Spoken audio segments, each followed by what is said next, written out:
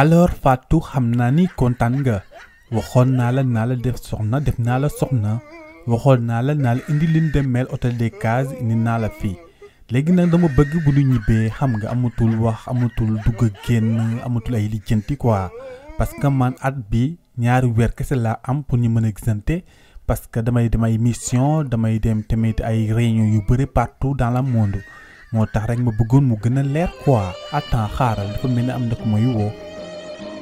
waa chéri yow ci loo nekk baa yaa ngi si jàmm xale de dañ lay laajte rek an seen papa fa dem séminaire baa yaa ngi ci jàmm bu baax rek. bon xam nga mbëtër bu amul si oto du daw te yow xam nga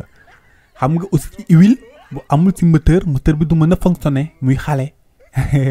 comprendre nga nandite nga te nandite day yomba waxtaanal.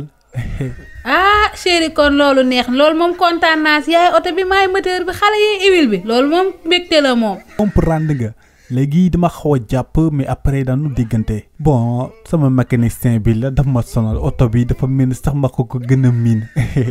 mais lu ma la wax rek la bëgg nga jàppale ma si bu nu ñibbee xam nga amul dugg amul kenn xam nga te wóodul naa la te kontaan naa bu baax ci yow xam naa après naa la offrir benn cadeau.